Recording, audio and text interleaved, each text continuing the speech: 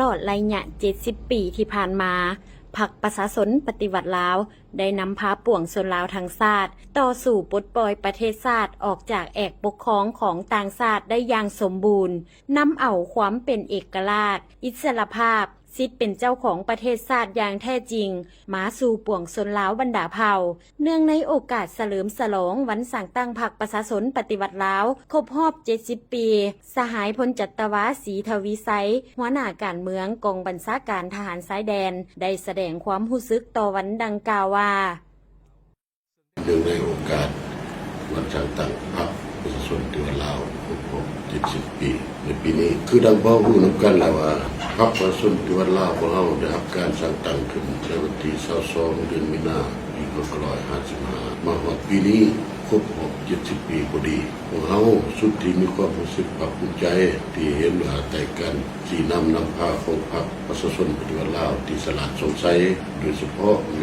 ในการพัฒนาประเทศชาติและปรับปรุงกำลังประกอบอาวุธของเราให้เติบโตเข้มแข็งขึ้นไปเรื่อยๆในการปกปักรักษาและพัฒนาประเทศชาติพวกเราเห็นว่าตลอดระยะการนำพาของพรรคนับแต่มือสร้างตั้งจนมาถึงปัจจุบันนี้พวกเราเห็นว่าประเทศชาติได้รับการพัฒนาให้ดีขึ้นแต่นับทั้งระยะต่อสู้ผู้สร้างต้านการรุกรานของจักรพรรดิต่างดาวจนมาหดมือสถาปนาสาธารณรัฐประชาธิปไตยประชาชนลาวในวันที่2 ธันวาคม 2575และภายหลังสถาปนาประเทศชาติให้สมบูรณ์แล้วพรรคได้สืบต่อสีนำพาในการปกปักรักษามาพ้นของการปฏิวัติและในการพัฒนาประเทศชาติให้มีความเติบโตเข้มแข็งขึ้นไปเรื่อยๆสำหรับกองทัพประชาชนลาวของเราเห็นว่าพรรคได้นำพาเด็ดขาดดึงกงขอบด่านต่อกำลังประกอบอาวุธของพวกเราได้ชี้นำได้ศึกษาอบรมและได้ก่อสร้างให้กองทัพมีความเข้มแข็งขึ้นไปเรื่อยๆเฮ็ดให้กองทัพประชาชนลาวมื้อนี้แม้นมีความเติบโตเข้มแข็งขึ้นอย่า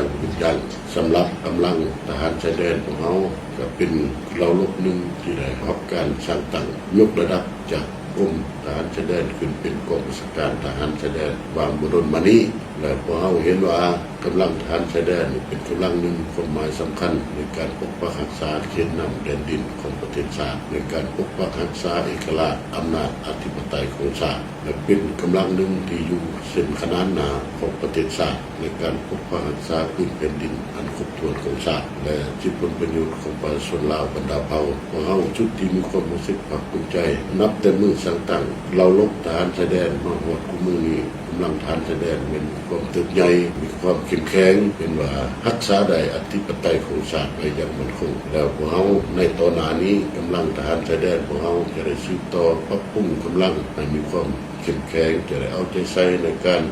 ศึกษาอบรมการเมืองแนวคิดให้นายและพลทหารให้พนักงานนักรบในตัวกำลังทหารชายแดนให้มีคุณธรรมการเมืองนักแน่นมีความจงรักภักดีต่อประเทศชาติและต่อประชาชนเราจะได้เอาใจใส่ในปรับปรุงระเบียบแบบแผนต่างๆให้มีความเข้มแข็งเป็นกำลังหนึ่งที่สามารถแก้ไขได้ทุกกรณีทุกปัญหาที่เกิดขึ้นเรียบตามชายแดนเนื่องในโอกาสวันสร้างตั้งพรรคประชาชนเดือนลาวครบรอบ70 ปีปีนี้กับเจ้าในนามตั้งหนาให้พนักงานนักรบของราชการทหารชายแดนขออวยพรไปยังการนำภาครัฐการนำกระทรวงป้องกันประเทศจงมีสุขภาพแข็งแรงมีพลานามัยสมบูรณ์สืบต่อสีนำพาประเทศชาติของเราให้สืบต่อก้าวขึ้นอย่างยิ่งใหญ่โดยพรบรรดาสหายนายและพลทหารทั่วกองทัพประชาชนลาวจงมีสุขภาพแข็งแรงป้องกันเพชรสำเร็จหน้าที่ไปตน